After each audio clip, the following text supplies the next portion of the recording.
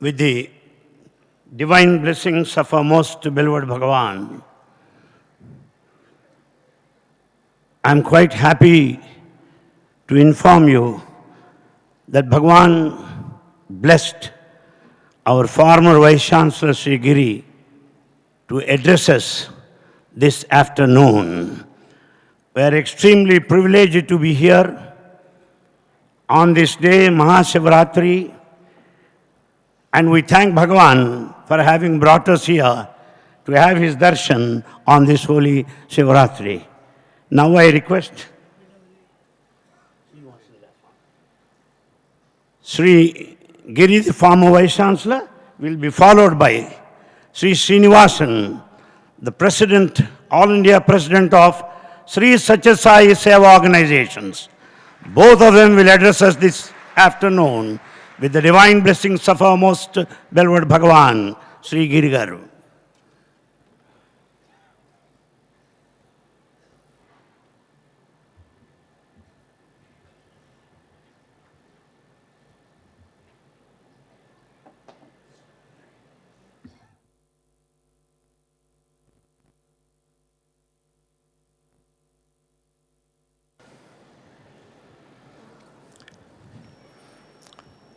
वागर्ताविव सम्पृक्तौ वागर्तः प्रतिपद्ये जगतः पितरौ वन्दे Parvati Parameshwarau. To that embodiment of the principle of the universal Father and Mother and manifest in all the beings, I offer my most humble salutations on this most holy and auspicious day of Shivarathri. To the Lord of the universe and to the embodiment of all compassion and all energy, our most humble and loving pranams at the divine lotus feet. Dear brothers and sisters, it is something very unique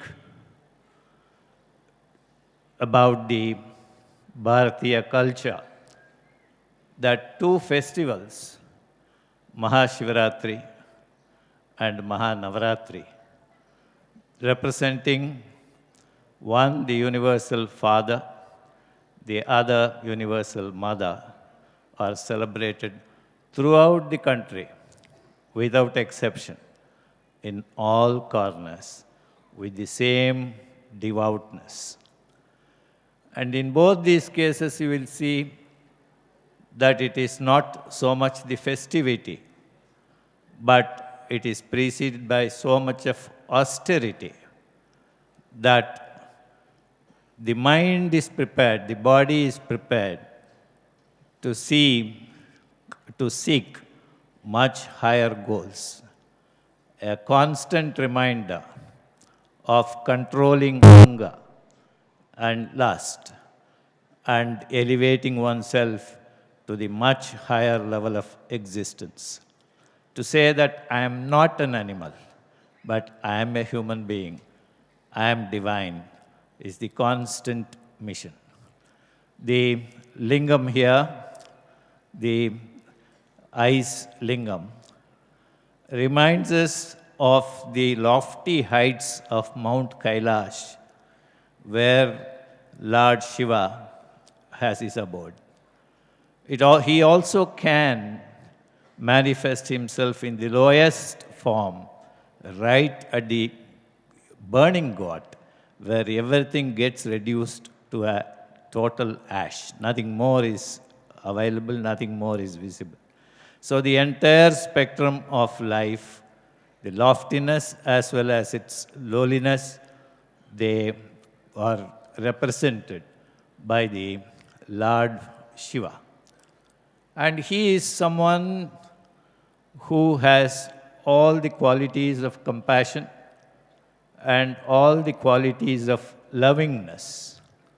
Just like our Bhagavan has, is a tough taskmaster too, but with overflowing kindness. You look at any corner of India, It is maybe in the west, Somnath, in the north, Ujjain, Kashmir, Badrinath, the Kedarnath, and to the east, the Kamrupa, the Lingas, and then right to the south, the Rameshwaram, and all Srishailam, whole lot of Jyotirlingas. The country is studded with symbolically the manifestations of Shiva. That's a constant reminder to us of the unity of the country, the loftiness of its and oneness of its underlying spirit. So that is what we need to remember on this holy occasion. Bhagwan has been stressing the concept of purity, which is symbolized by the eyes, and unity, which is symbolized by the whole sea of humanity, which is being assembled here from all parts of the country. I wonder whether you can see this type of mix of the entire country and the entire world anywhere on any occasion other than Prasanthi Nilayam.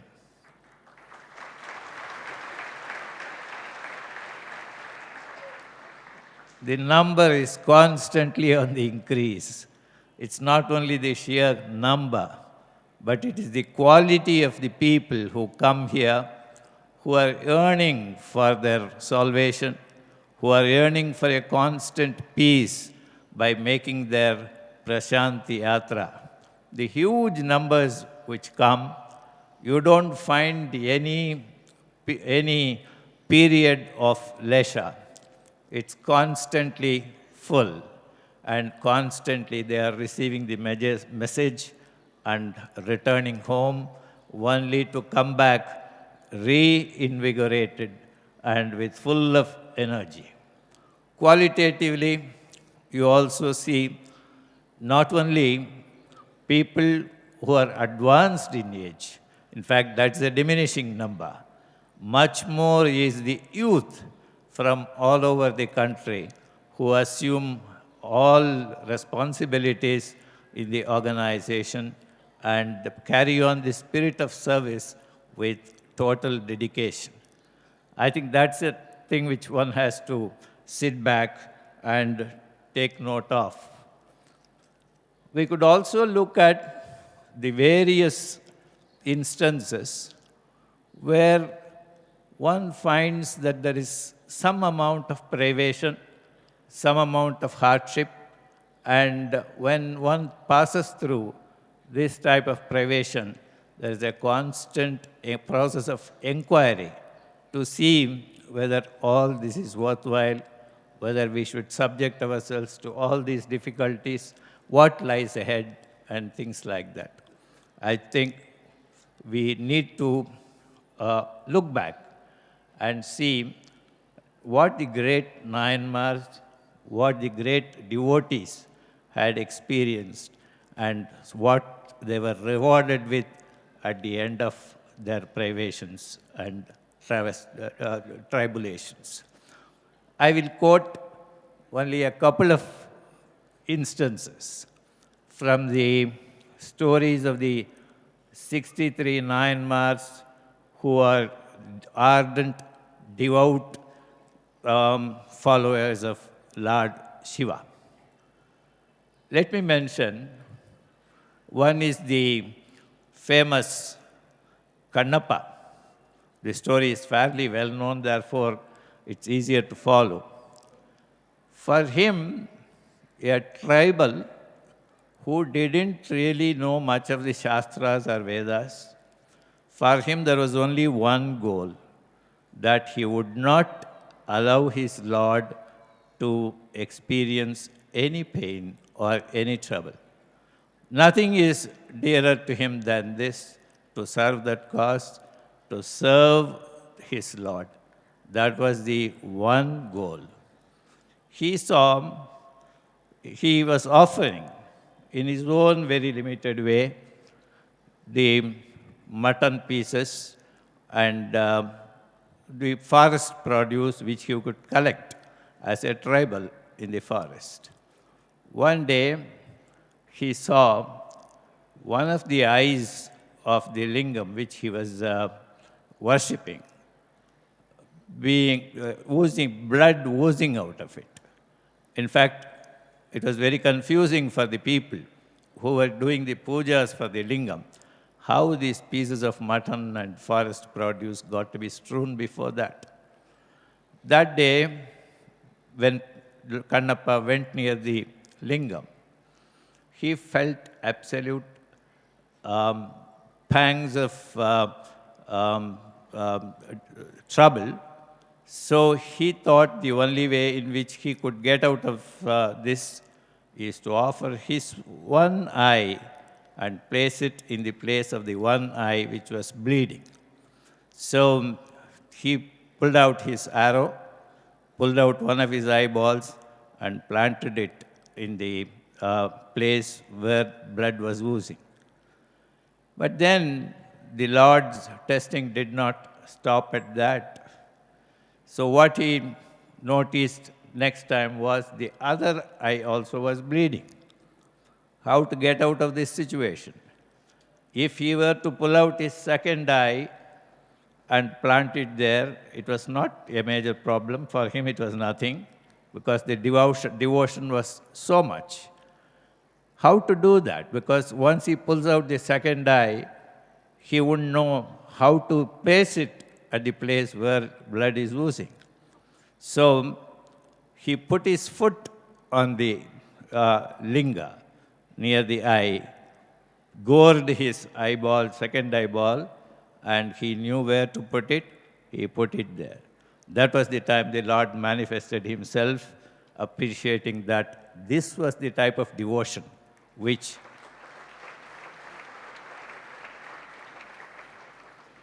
so that was the level of commitment. And he, without doubt, reached his moksha. The second instance which I would like to quote is again, it's a um, little troublesome, little painful. This is the question of, the case of Shivarathri, they call it. The couple, the devout couple, had one child, and he was about 15 or 16 in his prime of youth. And the Lord wanted to test them, how devout they were. They were all very devoted, doing a lot of service, but ultimately, he wanted to test them. So he came in the form of a sadhu and said, I want to be fed by you. Yes, there was never any denying of food for the the devotees of Lord Shiva. So he said, without batting an eyelid, said, we will be fed, no problem. He said, I have a lot of restrictions. I eat only the flesh of a young boy, and he should be very affectionately and very well taken care of. And if it is your boy, it is right. And you should offer him, husband and wife, holding that boy together, cutting and offering the pieces to me without batting an eyelid, without a drop of without a single tear dropping. It was too much, but yet their devotion to the Lord was so much that they willingly came forward, and as they were executing, they had the vision of Lord Shiva. This is the Shivarathri Nayana's devotion. So I'm just referring to these two cases, just to say that testing is part of the exercise. Swami Bhagavan would say, testing is my taste. So like that, when you undergo privation, it should reinforce your faith rather than make you slide away from the path of devotion and faith. This is a number of instances, any number of instances, all these 63 and many more are instances where such devotion is manifested and rewarded. And Lord Shiva is also um, construed as Bolanath, someone so easy to please, someone, if only you can show the devotion and faith, so easy to please without any doubt. He grants any type of boon. So that is something which should instill in us that sort of a faith, and this is an occasion when that faith gets reinvigorated and re-established, and constant reminder that we are on the right direction. The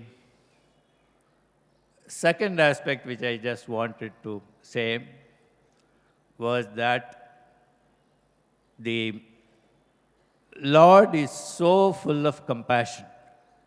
He is all mercy, and He manifests in the form of service to His devotee. His devotee's interest is first and foremost in his mind. Two instances, again from the old Tamil literature relating to Madurai. The Lord Sundareshwara is supposed to have helped an old lady. The king ordered that every citizen must take part in the renovation of that small dam in Vaigai, and this lady had nobody to support. So, but she had to do it. So what did the Lord do? He assumed the form of a young lad and represented on her behalf and carried sand to the dam. And she didn't know that. And ultimately, when she was told that somebody has done the job for her, she was absolutely thrilled. This day, it's always, that celebration is even now done. It is called Pittuk Man Shumandade, carry sand just for the sake of some porridge. The same way, the Lord had restored the credibility of one of his senior ministers by converting all. He was supposed to buy horses with the Lord's money, and he did all that and brought the horses, handed over, and once he left, the true form came. They were all turned into foxes. But for the sake of the devotee, he was willing to go to any extent and please them. And that's what we find our Lord doing, going to any extent to provide the health care, the educare, and the water and the daily needs of all his devotees. I think we should constantly remember that the enormous range of activities, I'm sure will be referred to by the All India President. But I just broadly touch upon this. And as I conclude, I wish to refer to the Rudram recitation, which is taking place here. It started a few years ago, initially with only a few excerpts being chanted. Now it is being chanted in unison by the entire hall, in a sense representing the entire world.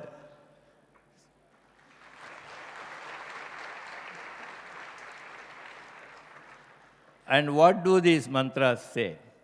They say, remove all the bad qualities from me.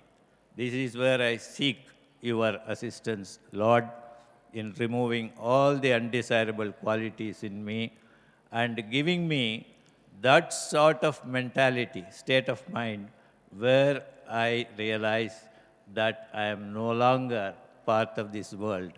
That is the Trayambaka mantra's significance. It says, Trayambakam yajamahe sugandhim pushtivardhanam. Urvarikamiva bandhanat mrityor mokshi imamritat. Like the internal kernel of a cucumber fruit, it should be separated without pain, without any effort, and it comes off the living pangs of birth and death. Urvarukamiva bandhanat mumuksha. So this is what we are really praying for. And with the right frame of mind, there is absolutely no doubt that this will be conferred on you, provided it's done in true spirit. It's really exhilarating to see the thousands and thousands joining this chorus and praying for being relieved from the coils of bondage and also seeking the higher ends of life. And Bhagwan stressed two things day before yesterday in his divine message. One, respect for motherhood, a total surrender, total appreciation of the importance of motherhood, and a second, total self-confidence in yourself. If these two are there, there is no doubt that the much higher levels of one's spiritual existence can be attained.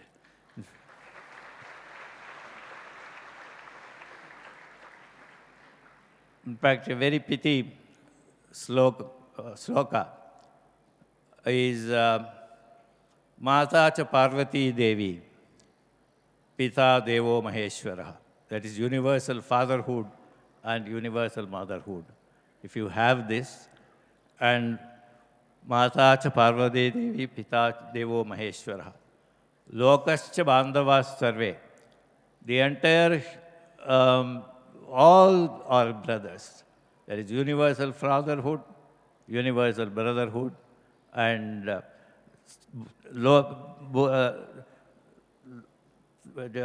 Swagriham Bhuvanatrayam. Swagriham Bhuvanatrayam, which really means wherever you are as comfortable as you are at home. Your state of mind is such that you are comfortable everywhere and you feel at home. This is simply what Bhagwan asks you to follow: purity, unity, divinity. You get pure. You look at everyone as your own self. There is no difference. And that leads you to divinity. And that's a message which we can take home today. Sai Ram.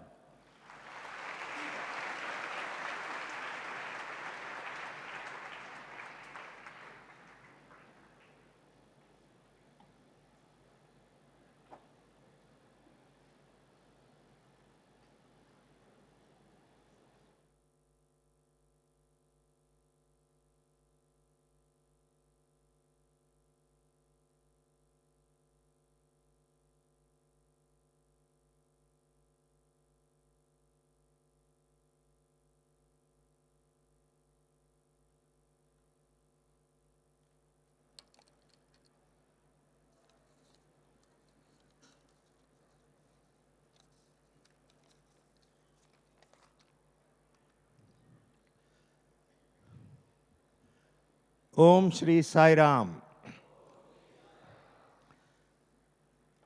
With utmost devotion and love and utmost humility, I offer my most reverential salutations at the lotus feet of our Sai Dakshinamurti, not only on my behalf, but on behalf of the thousands who are gathered here and the millions whose thoughts are here with us on this holy Shivarathri. respected elders, dear brothers and sisters, and my dear students, I extend to you on this most auspicious and holy occasion my sincere greetings and congratulations that you have the good fortune to be present in the divine Sannidhi this afternoon.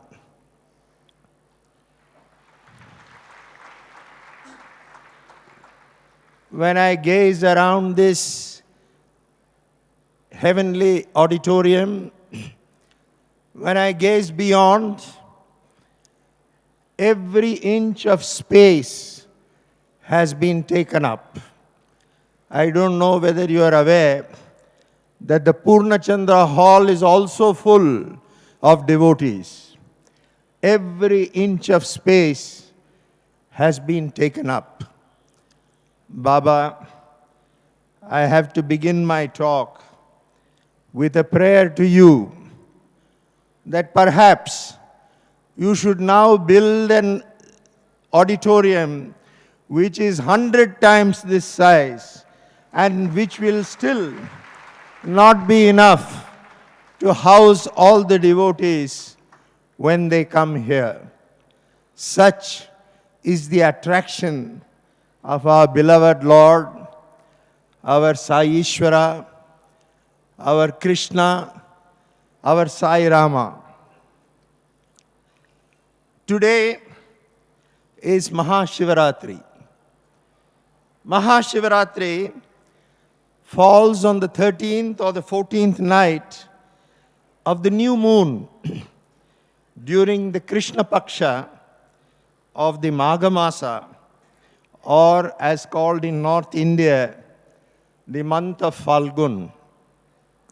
It is the night when Shiva performed the Tandava Nritya, the dance of primordial creation, preservation, and destruction. He who utters the name of Shiva during Shivarathri with perfect devotion and concentration is freed from all sins. He is freed from the circle of birth and death. Lord Shiva is himself said to have given the assurance that the 14th night of the new moon in the dark fortnight of the month of Margashira or Falgun is most dear to him. On this day, the power of Shiva radiates through the linga to destroy the evils around us and to protect the universe. On this occasion, I wish to recall the experience of a great devotee of Bhagavan. I don't know if she is present here, but this is the experience of Mrs. Roshan Fanibanda. In 1970, Bhagavan materialized for her a medallion. That medallion had the form of a linga with Bhagavan inside. Bhagavan held it up and said, "Who is this?" "It is me." He himself gave the answer. And then asked the second question, "What is this?" He himself said, "This is God." This was Bhagavan's assurance to all devotees that Sai and God are the same. To us, that is the greatest assurance. This linga, our sisters yesterday were fortunate that Bhagavan has given many of you a Spatika Linga. Bhagavan veritably has given himself to you. Bhagavan, out of his compassion and his love for you, has given the form of the formless. That linga is what will protect you. That linga is what will elevate you. That linga is what will take you to Bhagavan Sri Satya Sai Baba. So, dear sisters, rejoice in your good fortune. Cherish that linga. Worship it and keep it close to your heart. This, on the eve of Shivarathri, is the special grace which Bhagavan has conferred on all of you. The Shiva Linga is the formless form of Shiva, who has manifested in many forms. We know the form of Nataraja, the cosmic dancer. We know the form of Dakshinamurti, who is the god of knowledge and who is the universal guru. We know the form of Kala Bhairava, who is the destroyer of evil. We know the form of Ardhanyariswara, the embodiment of Shiva and Shakti. Today, all over India, as my respected brother said, in all Shiva temples, there is constant worship and abhishekam which is going on. Rudram and Chamakam are chanted continuously to add to the divine vibrations. This morning, we experienced that vibration. We experienced thousands of our people here who chanted in perfect unison the Rudram. It is only Bhagavan Sri Satya Sai Baba who can make it possible for whether it is high or low, young or old, man or woman, to chant this Rudram in perfect timing. It is our grace, it is our good fortune that with Bhagavan's grace, we were able to experience this morning these divine vibrations of this Rudram. The Dhyana slokas of Rudram describe God in three forms. First, God is described as a person with form, the Ekarupa, Ishvara. Secondly, the Lord is said not just to have one form, but to be present in all forms. And that is called Anekarupa. And thirdly, God is formless. God is absolute. And God is the infinite reality. That is the Arupa Ishvara. Shiva is described as Aksharam, imperishable. Nityam, eternal. Suddham, absolute purity.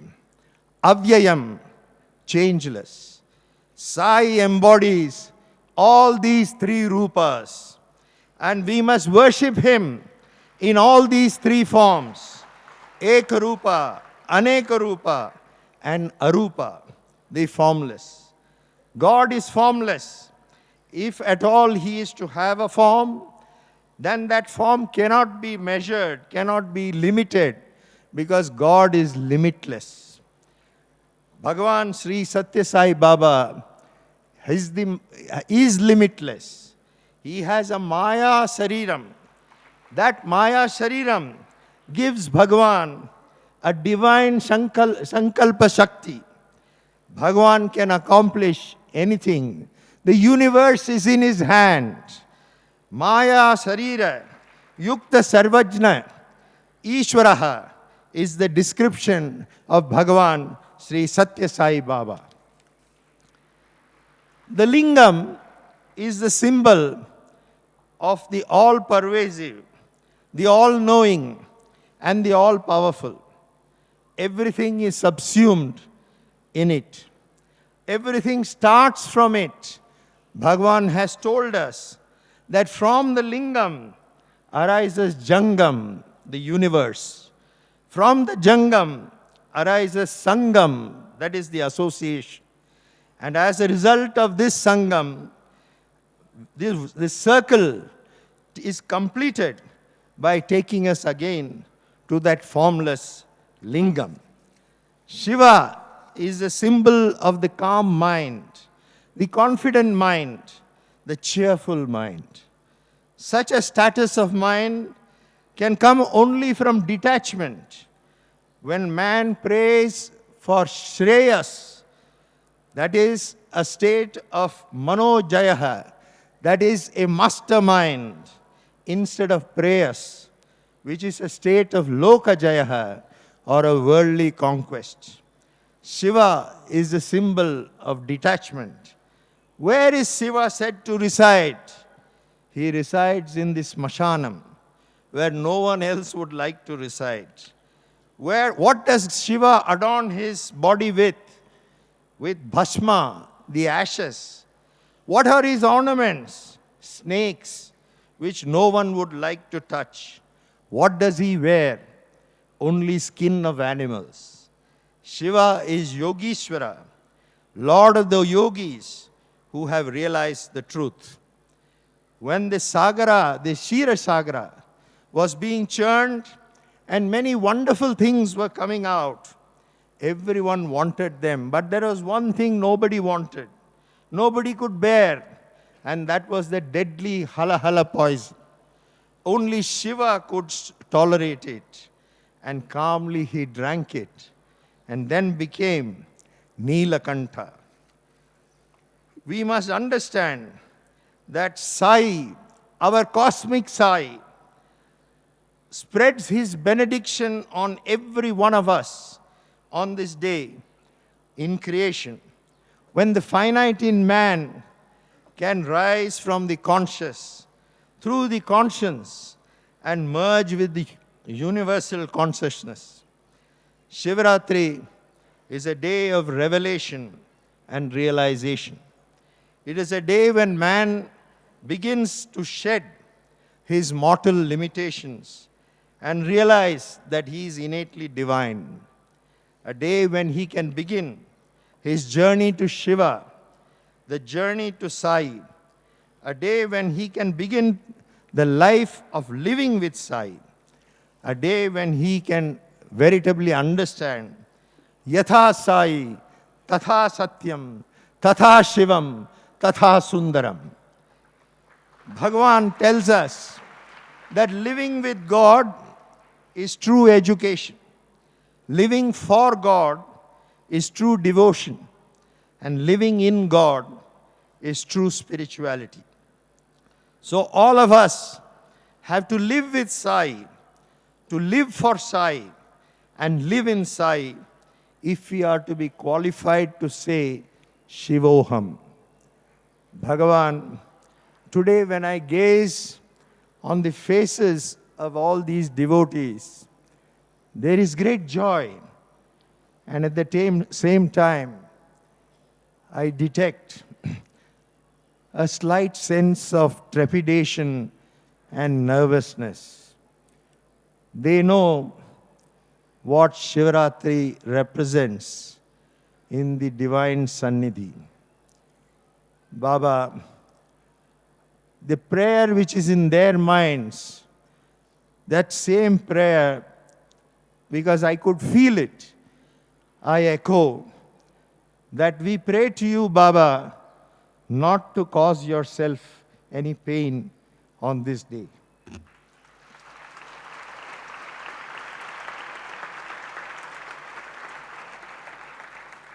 The beginning of our journey is faith. We cannot understand Sai, nor we should try to measure him.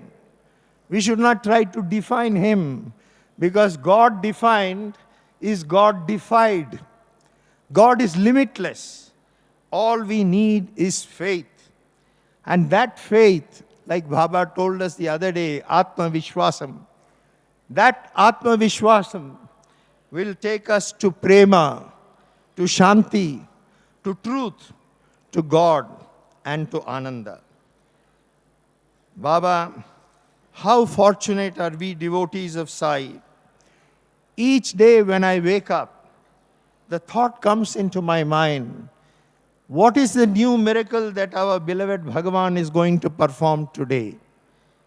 We have to immerse ourselves in that ocean of bliss of Bhagavan's Leelas, which can never be imagined by any one of us. Each one of us benefits from them. Scholars have said that the Shastras, the Vedas, and all beings are illumined by the Brahman. Can therefore any being illumine the Brahman? In the same way, if we are respected by the world, it is only because of Sai. He makes us shine. With Sai, we are heroes. Without Sai, we are all zeros. Bhagavan gives himself selflessly every day to his devotees.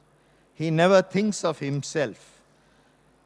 Bhagavan wants nothing from us, only our love. And even more, he wants us to give love to each one of us. The great poet Khalil Gibran had said that love gives nothing but itself, and love takes nothing but itself. Love